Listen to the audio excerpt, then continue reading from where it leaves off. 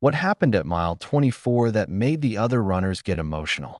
A father, a son, a wheelchair, and a miracle from the Virgin Mary that no one expected. And it all started with a sentence that a 15-year-old boy said while watching television. Before we continue, share in the comments where you're watching from and what time it is there. Let's see how far the miracles of the Virgin Mary have reached. And if you haven't yet joined our family, subscribe now, because here, each day, we witness the tender love and mighty power of the Mother of God. Thomas Harlan had taught high school mathematics in the same small Wisconsin town for 19 years. 43 now, hair graying at the temples, wire-rimmed glasses, always the same calm voice whether explaining quadratic equations or reminding a student to show their work. He never raised his voice, never needed to. He wrote the problem on the board, stepped aside, and waited. Someone always figured it out eventually. That patience defined him. Formulas made sense. Proofs held. Numbers didn't lie or disappoint. At home, the same logic applied. His wife Sarah kept the house steady. Their only child, Ethan, was 15. Since he was two, a rare neurological condition had taken his ability to walk. The family didn't dwell on causes or therapies anymore. They lived in the present. And in the present, Ethan was a boy who filled rooms with laughter. Quick wit, easy smile, eyes that caught every detail. At school, he rolled through hallways surrounded by friends, mostly football players who treated him like one of their own. After practice, they gathered around his chair in the cafeteria, replaying every snap, every tackle. Ethan listened, asked sharp questions, memorized plays better than some coaches. He lived sports through their stories. It was enough. Or so Thomas thought. That Ethan's faith came from his grandmother Ruth, Thomas's mother. 72, lived 3 blocks away, walked to daily mass at St. Mary's, prayed the rosary each evening beside her small statue of Our Lady of Grace. When Ethan was little, she sat with him every Sunday after church, telling stories of Lourdes, Fatima, Guadalupe. Ordinary people helped in impossible moments. Ethan absorbed them like facts. On his dresser stood the porcelain image she gave him for his 5th birthday. Every night, he prayed before sleep. Not rote, not forced, just quiet words to someone he trusted. Thomas never interfered. He didn't share the belief, never mocked it either. If it comforted his son, that was data he wouldn't question. But sometimes, watching Ethan's folded hands and closed eyes, Thomas felt an ache he couldn't name. Not resentment, not envy, just a distant wish that belief came as naturally to him as equations. 1 October Saturday, the air carried that crisp Midwest chill. Leaves blazed orange outside the windows. Thomas and Ethan sat side by side on the couch, remote in hand, watching their usual weekend sports roundup. Basketball highlights ended. The host transitioned. Next, an inspiring story from last month's Chicago Marathon. The screen showed a father running, hands on a specialized racing wheelchair, his adult son strapped securely inside. The reporter explained, paralyzed from birth, the two had completed dozens of races together. Camera zoomed on the son's face. Pure joy, wind whipping his hair, arms raised. They crossed the finish line. Crowd erupted. Father lifted his son in a hug. Tears. Applause. Segment ended. Thomas reached for the remote. Paused. Ethan hadn't moved. Eyes fixed on the now dark screen. Mouth slightly open. You okay? Thomas asked. Ethan stayed quiet another second. Then, almost to himself, it must be nice to feel the wind like that. Fast. Like you're really running. The words landed soft. No demand. No plea. Just observation. Thomas swallowed. Set the remote down. Didn't change the channel. That night Sarah slept beside him. House quiet except for the furnace kicking on. Thomas stared at the ceiling. The sentence looped. It must be nice to feel the wind like that. He got up. Went to the living room. Opened his laptop. Searched. Father pushing son marathon wheelchair. Videos. Articles. Teams like Dick and Rick Hoyt.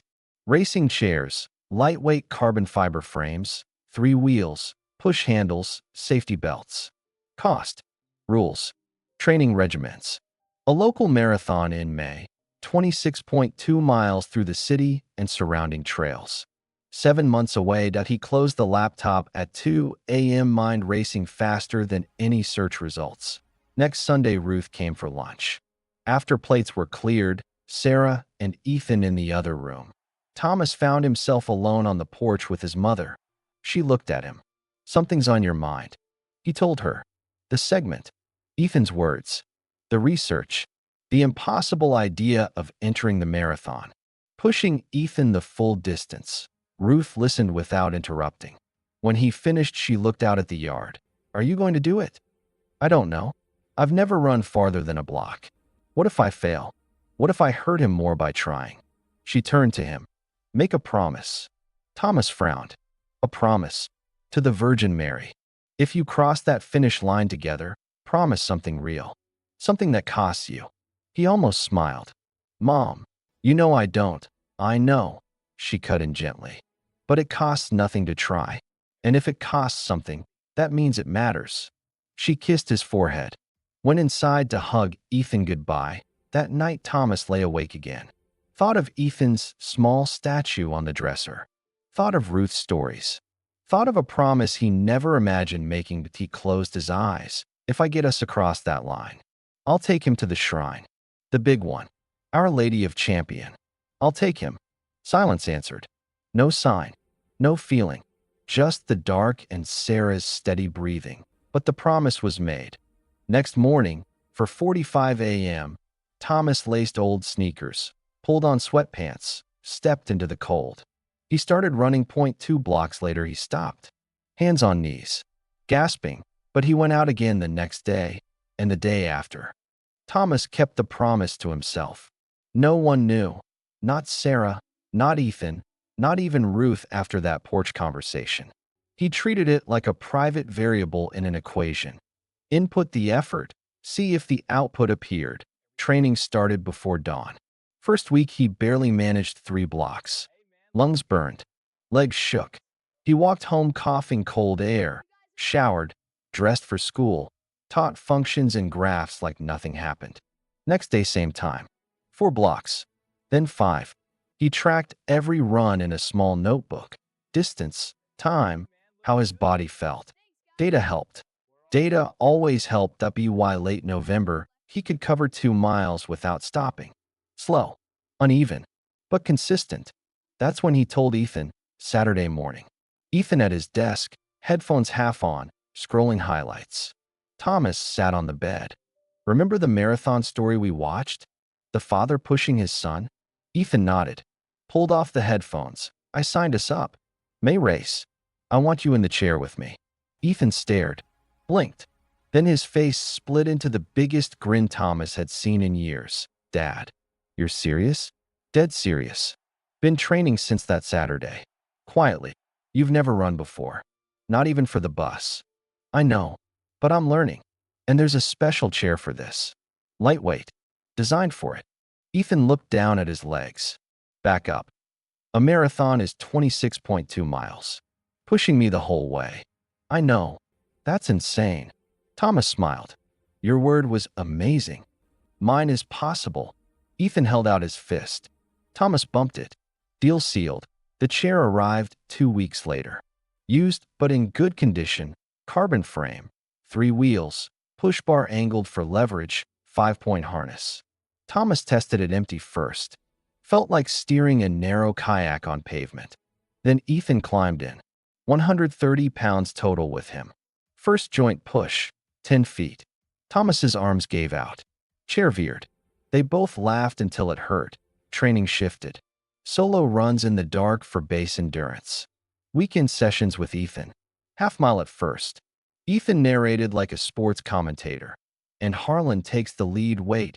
No, that's a squirrel. Thomas gasped replies. Tell the squirrel to wait his turn. They built slowly. 1 mile.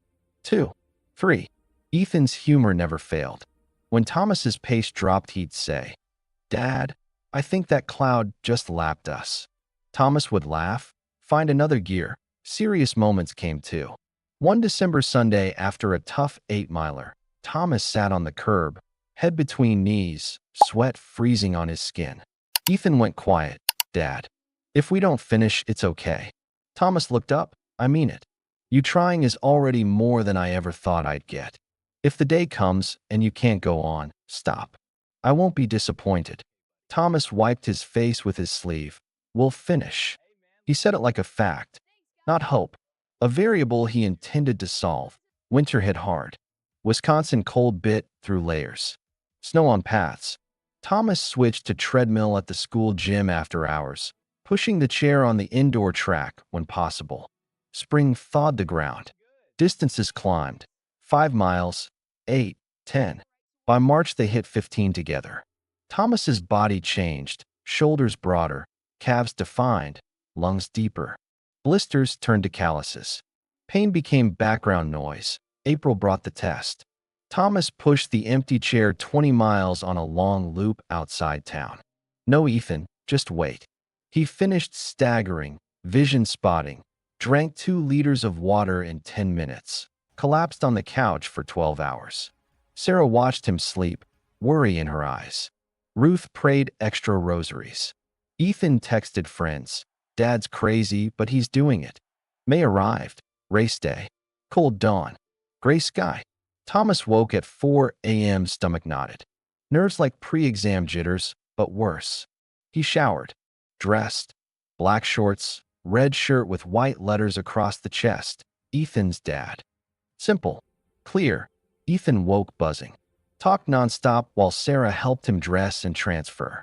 Ruth arrived the night before, rosary in hand, ready to cheer from the sidelines with Sarah at the finished at 6 o'clock. They reached the start corral. Thousands of runners.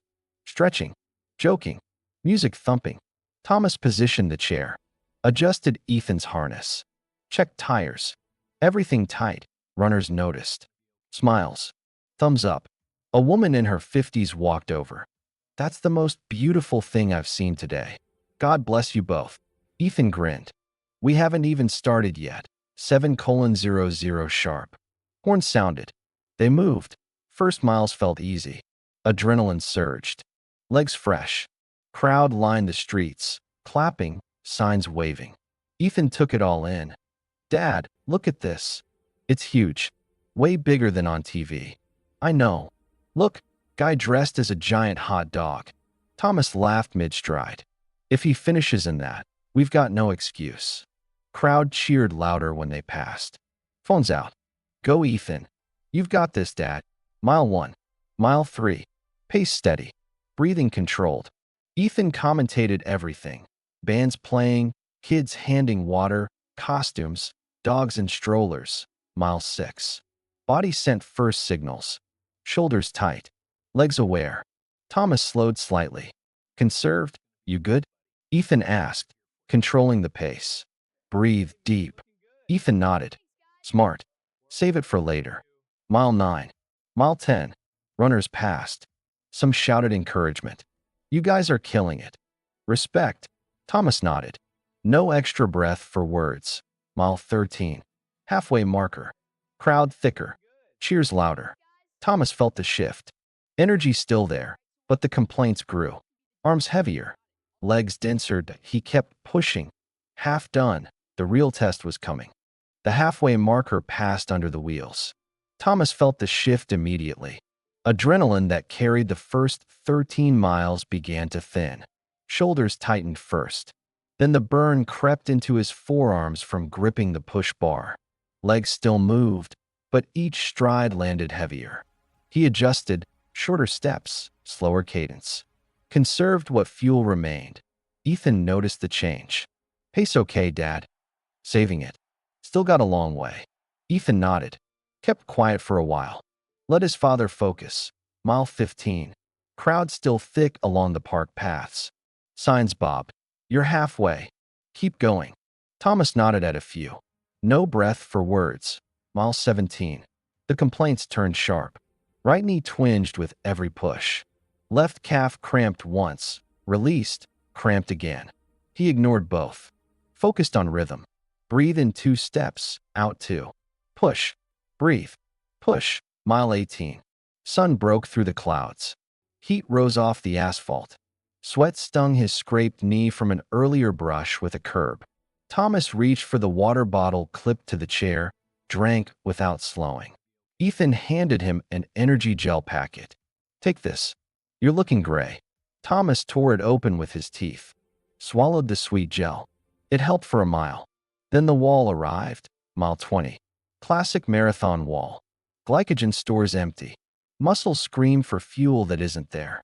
Thomas felt it like a switch flipped. Arms went from heavy to lead. Legs from tired to concrete. Each push required deliberate command from his brain. The chair seemed to gain weight with every yard. Ethan went silent. Watched his father's face. Saw the jaw clenched, the eyes narrowed against pain. Dad, you're hurting. I'm fine. You're not talking. That's how I know. Thomas forced a half smile. Saving breath. Mile 21. Pace dropped. Not by choice. Body refused to hold the earlier rhythm. Runners who passed earlier now looked back, some slowing to shout, "You got this." Thomas lifted a hand in thanks. Couldn't speak. Mile 22.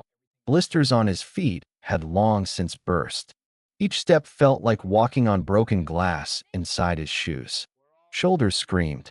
He switched grip on the bar, tried different angles. Nothing eased it. Mile 23. 3 miles left. 3 miles felt like 30. Thomas was barely jogging now. More a shuffling run, feet hardly clearing the ground. Breathing ragged. Gasps that hurt his throat. Vision tunneled. Edges dark. Center sharp on the path ahead. Ethan's voice came small. "Dad." Thomas didn't answer. "Dad, look at me." Thomas turned his head. Met his son's eyes. Ethan's face wet with tears. "I'm already running, Dad. Since the first mile. You made me run." Thomas felt heat behind his eyes. Sweat or tears, he couldn't tell. Probably both. "We'll make it," he rasped. He kept going. Mile 23.5. Asphalt uneven here. Small cracks from winter freeze thaw. Thomas's right foot caught an edge. Slight dip. Balance lost. He stumbled forward. Knee hit first. Then palms. The chair jerked to a stop. Silence dropped over the nearby crowd. A collective intake of breath. "Dad." Ethan twisted in the harness. "Dad, are you okay?" Thomas on all fours. Scraped palm stung. Knee throbbed fresh. Vision spotted black at the edges. Runners slowed, hesitated. Volunteers moved closer. "Sir, do you need medical?" If he said yes, race over. Disqualified. Done. Thomas shook his head. Tried to rise. Legs wouldn't answer. Arms trembled. Body shut down. Ethan's voice cracked. "Dad, stop. Please." Thomas couldn't speak. Only a groan escaped. "We don't have to finish. Look how far we got. 23 miles. That's already huge. More than anyone thought. Please, Dad, don't hurt yourself for me." Thomas stayed on his knees. Hands flat on the warm asphalt. Head down. Breath coming in short. Painful pulls. "It's over," he thought. It's over. Then he felt it. A stillness. The crowd noise faded to a distant hum. He lifted his eyes on the side of the course, amid the moving sea of people, signs, phones, waving arms. One figure stood completely motionless, a woman. In blue. Dress or mantle, he couldn't tell. Just blue. She looked straight at him. Not at Ethan. Not at the race. At Thomas Harlan on his knees in the road. She smiled. Not pity. Not cheerleading. A quiet, certain smile. Like she knew something he didn't. Like everything was already all right. And then the scent. Roses, fresh. Strong. Cutting through sweat, asphalt, exhaustion. Impossible in the open air at mile 24. Thomas blinked. The woman was gone. He scanned the crowd. T-shirts. Hats. Costumes. No blue. No one standing still. But the roses lingered. Filled his lungs. Settled in his chest. And something shifted. The black spots receded. Legs that refused to move twitched. Arms that trembled steadied. Pain didn't vanish. It dulled. Moved to the background. Enough. Thomas pushed up. First one knee. Then the other. Stood. The crowd exploded. Yes. He's up. Go. Go. Ethan stared, mouth open, tears streaming. Dad, what happened? Thomas grabbed the push bar. No words. Just motioned that he ran, not shuffled. Ran. Mile 24 became the restart. Where the energy came from, he didn't know. Didn't care. The chair moved smooth. Pace quickened. Legs obeyed. Arms drove. Ethan felt the wind hit his face. Fast. Whipping. Reeled. He laughed through tears. Dad, we're flying. Thomas didn't answer. He just ran. Thomas ran. Not the labored shuffle of mile 23. Not the desperate push of the earlier miles. Real running. Legs lifted higher. Arms drove stronger. The chair glided smooth, wheels humming against the pavement. Where the strength came from he couldn't explain. Minutes earlier he had been on his knees, finished. Now the path ahead felt open. Possible. The crowd felt it too. First a few voices. Then more. He's back. Look at him go. Applause rolled along both sides of the course. Phones lifted again. Someone started a chant. Ethan. Ethan. It spread. Runners nearby joined. Strangers who had never met them shouted the name like they had known it all along. Ethan felt the wind hit full force now. Sharp. Fast. Whipping across his face and through his hair. Exactly the way he had whispered about on that October couch. He laughed through tears. Raised both arms like the sun in the TV segment years ago. Dad. I'm flying. Thomas didn't answer. Couldn't. Every breath went to motion. But he heard. And something inside him burned brighter than the pain. Mile 25. 1 mile left. The course narrowed here. Funnels of cheering spectators. Flags snapping. Music thumping from speakers. Thomas saw the finish arch in the distance. Blue and white balloons. Giant digital clock ticking. He locked eyes on it. Ethan craned his neck. I can see it, Dad. The line. It's right there. Thomas pushed harder. The final half mile became a corridor of sound. People pressed close on both sides. Hands reached out, not to touch, just to encourage. You did it. Almost there. Tears on strangers' faces. A woman in a volunteer vest wiped her eyes and clapped until her palms reddened. 300 meters. Thomas's body remembered the earlier shutdown. Pain crept back. Knees, shoulders, lungs. Adrenaline from the moment at mile 24 began to fade. But he refused to slow. 200 meters. Ethan's voice rose above the noise. We're gonna do it, Dad. We're really gonna do it. 100 meters. The clock loomed. Thomas felt his legs tremble one last time. He leaned into the push bar, gave everything left. They crossed. Thomas released the handles. Legs buckled. He dropped to his knees in front of the chair. Ethan reached down, grabbed his father's shoulders.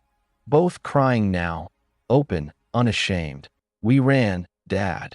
Ethan said, voice breaking. We really ran. Thomas pulled his son close, arms around him, face buried against Ethan's chest. He cried for the months of dawn runs, for the blisters and cramps, for the fall at mile 24, for the woman in blue, for the roses, for things he still couldn't name. Sarah pushed through the crowd, dropped beside them, wrapped both in her arms. Ruth arrived seconds later, rosary still clutched, tears streaming, smiling through them. Medics checked Thomas quickly. Scraped knee, blisters, dehydration, nothing serious. They draped medals around both necks. Silver finishers medals. Heavy, real. Later, much later, after medical tent, photos, hugs from strangers, they made it home. Living room quiet. Lights low. Sarah on the couch. Ruth in the armchair. Ethan in his regular chair. Thomas stood near the window, still limping slightly. He spoke first. At mile 24, when I fell, I saw something. The room went still. A woman, in blue, standing in the crowd. Everyone moving around her, but she was still, looking right at me. She smiled. Not like the others. Different. Peaceful. Certain. Ethan's eyes widened. Then came the smell. Roses. Strong. Right there on the asphalt. I blinked. She was gone. No one in blue. But the smell stayed. And then, I could stand. I couldn't move before. Suddenly I could. I ran better than any mile before. Sarah took his hand. Squeezed. Ruth made the sign of the cross. Softly, Ethan spoke first. Simple. Certain. It was the Virgin Mary, Dad. Thomas looked at his son. You think so? I don't think. I know. Ruth smiled. That quiet, knowing smile. Sarah spoke gently. You made a promise. Before the race. Your mother told me. Thomas met Ruth's eyes. She shrugged. He needed to hear it from you. Ethan leaned forward. What promise? Thomas took a breath. If we crossed the finish line together, I'd take you to the shrine. Our Lady of Champion. The one from the picture you liked when you were 10. Ethan's face lit up. Different light this time. Not just joy. Wonder, the big one. With the towers. That one. Ethan looked at Ruth. She was crying again. Smiling. When are we going? 3 weeks later they loaded the car. Thomas drove. Sarah beside him. Ethan and Ruth in back. 10-hour trip. 2 days with a hotel stop. Wisconsin to Champion. Roads quiet. Conversation light. Ethan pointed out landmarks. Ruth told quiet stories of the apparition. How Mary appeared to Adele Breeze in 1859, told her to teach children, pray for sinners. The only approved Marian apparition site in the United States. They arrived on a Thursday morning. The National Shrine of Our Lady of Champion rose against the sky. White stone, tall towers, grounds wide and peaceful, trees, paths, chapels scattered like quiet thoughts. Thomas pushed Ethan's regular chair, racing one left at home. They moved slowly, through the Welcome Center, past outdoor stations of the cross, into the main church. Stained glass poured color across the floor. Mosaics told stories in gold and blue. They reached the Chapel of Apparitions. Smaller, simpler. Altar focused on the image of Our Lady of Champion. Mary in white, blue sash, gentle hands. Thomas stopped the chair in front of it. Ethan folded his hands, closed his eyes, prayed the way Ruth taught him. Silent, steady. Ruth knelt beside him. Rosary moving through her fingers. Sarah stood back. Quiet. Thomas stayed beside the chair. Didn't kneel. Didn't close his eyes. Just looked at the image. Thought about mile 24. The woman in blue. The roses. The strength that came when none should have remained that he didn't pray. Not in words. But he stayed. And for the first time, the silence didn't feel empty. It felt full. The Chapel of Apparitions felt smaller than the grand church outside. Stone walls. Simple altar. The image of Our Lady of Champion looked down. White robe, blue sash, gentle hands open. Light from narrow windows fell across the floor in soft gold. Thomas stopped Ethan's chair in front of it. Ethan folded his hands, closed his eyes, prayed the way Ruth had taught him since he was small. No rush, no performance, just quiet words to someone he trusted. Ruth knelt on the wooden kneeler beside him. Rosary beads moved steadily between her fingers. Head bowed, lips moving silently. Sarah stood a few steps back, hands clasped. Respecting the moment, Thomas remained standing, beside the chair, arms at his sides. He didn't kneel, didn't close his eyes, didn't try to pray the way others did. He simply looked at the image, thought about mile 24, the woman in blue standing still while the world moved around her. The smile that carried certainty, the scent of roses cutting through sweat and pain, the sudden strength when every muscle had quit. He still didn't have words for it, still couldn't prove it, still couldn't fit it into any equation he knew. But he didn't need to anymore. That he stayed in the silence. That it felt full. Later they walked the grounds. Thomas pushed Ethan along the paths, past the outdoor stations, past the trees Adele Breeze once walked under. Ruth pointed out small details, the spot of the first apparition, the well that never ran dry, the votive candles burning steady in their stands. Ethan asked questions. Ruth answered patiently. Sarah listened. Thomas listened too. They lit candles before leaving, one for each of them, small flames flickering in red glass. Thomas placed his own, watched it burn for a moment. Didn't speak, didn't need to. The drive home took 2 days again. Quieter this time. Ethan slept part of the way. Ruth prayed softly. Sarah held Thomas's hand across the console. Back in Wisconsin, life settled into normal. School resumed. Thomas returned to the classroom. Same board. Same chalk. Same students watching equations unfold. One afternoon, he paused mid-sentence. Looked out the window. Afternoon sun slanted through the glass. Shadows stretched across the floor that a student noticed. Mr. Harlan? Everything okay? Thomas turned. Smiled. Small. Almost invisible. Everything's fine. Just thinking. He finished the lesson. That evening on the porch, Thomas sat with Sarah. Stars clear above the trees.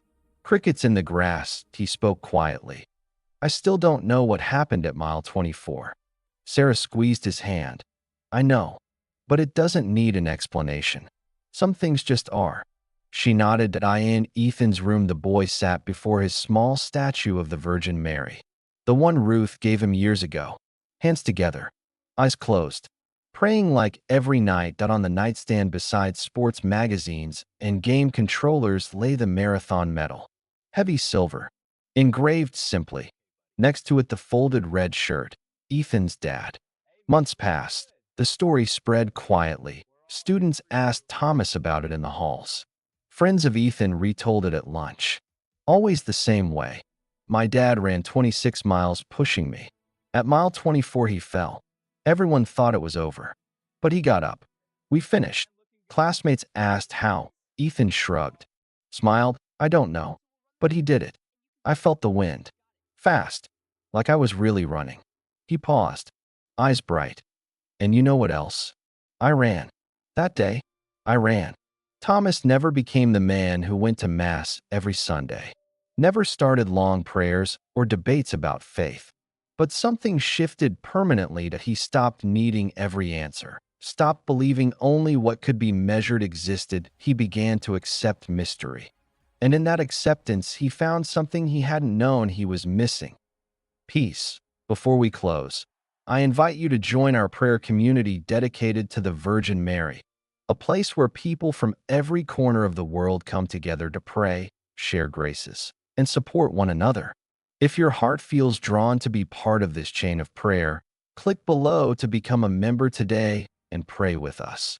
And if you've stayed until the end of Thomas and Ethan's story, do one small thing for me. Write mile 24 in the comments. The moment a father fell on the asphalt and rose in a way he can't explain. I want to see how many hearts this reached. Every time I read mile 24, I'll know one more person believes there are things beyond what we can see. If this touched you, subscribe and turn on notifications. Share your own miracle in the comments, big or small. Sometimes we just need a reminder that hope lives, even when the body says it's over. Share this with someone who needs to hear it. May the Virgin Mary continue to watch over you and your family. Amen.